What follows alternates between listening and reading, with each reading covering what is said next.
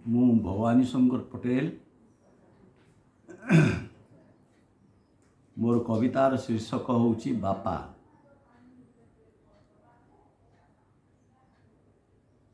ବାପା ଦୁଇଟି ଶବ୍ଦର ସମାରୋହ, ହେଲେ ସେ ଶବ୍ଦ ମଧ୍ୟରେ କେତେ ଯେ ଆଦର ରହିଛି।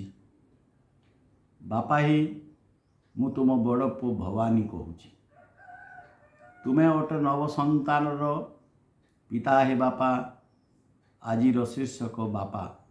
ହେଲେ ବାପା କହିଲେ ଶିହରି ପଡ଼ୁଛି ଛାତି, ଶୋକତ ଭରି ଯାଉଛି, ପଢ଼ିପାରିବି କବିତା। ଧନ୍ୟ ତୁମ ମାତା ରବିବାରୀ, ଆଜି ରବିବାର ମନେ ପଡ଼ୁଅଛି। ଧନ୍ୟ ତୁମ ବାପା ସେ ହରିନାମ ବହି, ଚରିତ୍ର ତାଙ୍କର ସବୁ କି ବନି ପାରିବି। ମୁଁ ସେମାନଙ୍କ ଆଦର ସଂଖାଳି ଯେ ଥିଲି। ସୁଗଠିତ ବାହୁ ସୌମ୍ୟ ତୁମର ବପୁ, ରାଜକୁମାର ଠାଣି। ନାଟକରେ ତୁମେ ଅଭିନୟ କରୁଥିଲ କର୍ଣ୍ଣ ଭୂମିକାରେ। ସେ ରୂପ ଲାବଣ୍ୟ କି କହିବି ମୁହିଁ, ମହାଭାରତରେ ଦ୍ରୌପଦୀ ପରା ହୋଇଥିଲେ ବଶ। ହେଲେ ତୁମ ବିୟୋଗ ହିଁ ବିସ୍ମୟ ଅପାର। କଥା ହୋଇ ହୋଇ ଚାଲିଗଲ ବାପା, କିଛି ତ ନ କହିଲ ନାହିଁ। ମରିବିନି ବୋଲି ଭାବୁଥିଲ ବୋଧେ। ତୁମ ମୃତ୍ୟୁ ଶଯ୍ୟା ଡାକ୍ତରଖାନାରେ। ବାପା ତୁମେ ଭାରି ଅଭିମାନୀ। ତୋଷାମଦ କରୁନଥିଲ କେବେ। ତୋଷାମଦ କରୁନଥିଲ କେବେ। ଜୀବନରେ କାହାର ଭାର ହିଁ ନଥିଲ, ବରଂ ଆମ ଭାଇମାନଙ୍କ ଭାରକୁ ବହନ କରୁଥିଲ। ସେ ଭାର ସମ୍ଭାଳି ବାପା ହେ ପାଉଥିଲ କେତେ କଷ୍ଟ। ଆଜୀବନ ତୁମ ଆୟରେ ଚଳୁଥିଲ ସଦା ସର୍ବଦା। ସନ୍ତାନମାନଙ୍କ ପାଇଁକି କରୁଥିଲ କେତେ ଯୋଜନା। ହେଲେ ବାପା ରୋଗରେ ପୀଡ଼ିତ ହୋଇ ବଞ୍ଚିବାକୁ ଚାହୁଁଥିଲ କିଛି ବର୍ଷ ମାସ। ନବାନ୍ନ ଭକ୍ଷଣ ପରେ ବାପା ତୁମେ କହିଥିଲ, ଜୀବନ ଥିଲେ ପୁଣି ଏକାଠି ଖାଇବା ନବାନ୍ନ ଆର ବର୍ଷ। ବାପା ତୁମେ କାହାକୁ କଷ୍ଟ ଦେଇଛି ଜାଣିନାହିଁ ମୁହିଁ। ତୁମ ଉପରେ ଥିଲେ ଚାରି ଭାଇ ହିଁ ଆଶ୍ରିତ। ମୁଁ ତ ଥିଲି ତୁମଠାରୁ ଦୂରେ, ହେଲେ ଭାବ ହିଁ ଥିଲା ଆମ ଅତି ନିକଟତର। ବାପା 2000 ତ ଉଦରେ ତୁମେ ଚାଲିଗଲ ନବାନ୍ନରେ। ତୁମ ଆଶାରେ ରହିଗଲା। ଆଶା ତୁମ ପୂରଣ ଏ ଯାଏ କରୁଅଛି ମୁହିଁ। ଆମେ କେଜାଣି ଏ ଆଶା ରଖିପାରିବୁ କି ନାହିଁ। ବାପା ସମ୍ବୋଧନ ଆଉ କରୁନାହିଁ। ବାପା ସମ୍ବୋଧନ ଅବଶ୍ୟ ଶୁଣିଛି। ତୁମ ନାତି ଡାକେ ଯେତେବେଳେ, ସେ ବାପା ଡାକ କେଉଁ ସମୁଦ୍ର ତଟରୁ। ସେ ବାପା ଡାକ କେଉଁ ସମୁଦ୍ର ତଟରୁ 14 ବର୍ଷ ହେଲା। ରାମ ସିନା ଗଲେ 14 ବର୍ଷ, ଝୁରିଲେ ଦଶରଥ। ରାଜା ହେଲେ ଏ ବିଜ୍ଞାନ ଯୁଗରେ ତାହା ଅସମ୍ଭବ ହେଲା। ହାତ ଧରି ବାପା ଚଲାଇଛ ମୋତେ।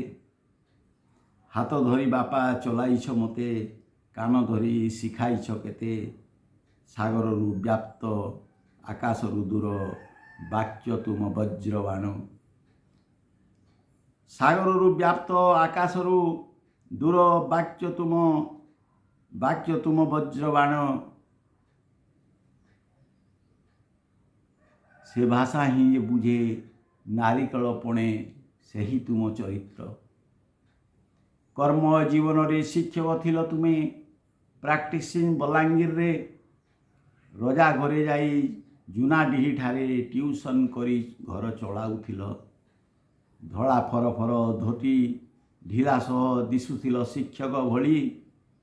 ତୁମ ଆଦର୍ଶରେ ଗଢ଼ି ହେ ବାପା ମୋତେ ଶିକ୍ଷକଟେ କରି। ତୁମ ଆଶା ମୁଁ ପୂରଣ କରିଛି, ହେଲି ଶିକ୍ଷକଟିଏ। ଅର୍ଥ ଅଭାବରେ ଥାଇ ହେ ବାପା କରିଛି ଯୋଜନା କେତେ।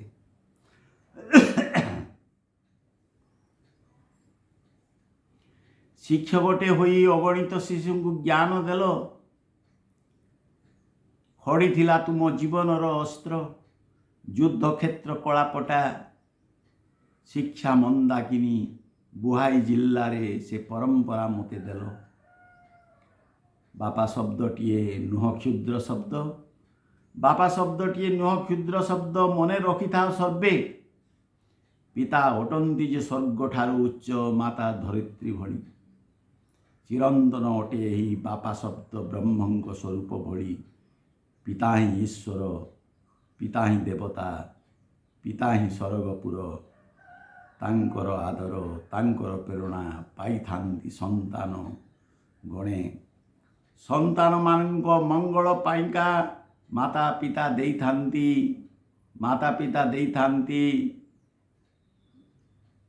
ସନ୍ତାନମାନଙ୍କ ମଙ୍ଗଳ ପାଇଁକା ମାତା ପିତା ଦେଇଥାନ୍ତି। ପୁଅ ଝିଅମାନଙ୍କ ଉନ୍ନତି ହୁଏ ବାପା ମା ଖୁସି ହେଲେ। ବାପା ଯେ ଅଟନ୍ତି ଚଳନ୍ତି ଦେବତା, ଏ ସଂସାରରେ ସେ ମହାନ।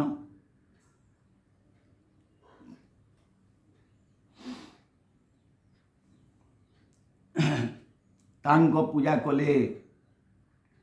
ପୂଜା କଲେ ବ୍ରହ୍ମଙ୍କୁ ପାଇବା। ମଣିଷ ହୁଅ ସର୍ବେ। ତୁମ ଫଟୋ ଚିତ୍ର ଝୁଲୁଛି ବାବା, ନାହିଁ ତୁମ ଝିଅ ଅନ୍ନପୂର୍ଣ୍ଣା।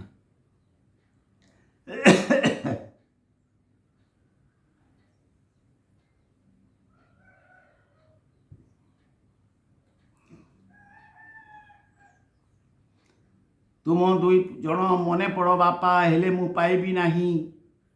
ଦୂରେ ଥାଇ ବାପା କର ଆଶୀର୍ବାଦ, ତୁମ ପୁଅ ମୁଁ ଡାକୁଛି।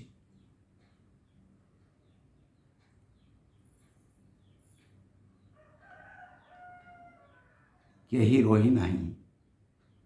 ରହିନାହିଁ, ରହିବେ ନାହିଁଟି ଏହି ଭବରଙ୍ଗ ଭୂମି ତଳେ। ସର୍ବେ ନିଜ ନିଜ ଅଭିନୟ ସାରି ବାହୁଡ଼ିବା କାଳ ବଳେ। ମା ମୋର ମଧ୍ୟ ଦୁର୍ବଳ ହେଲାଣି।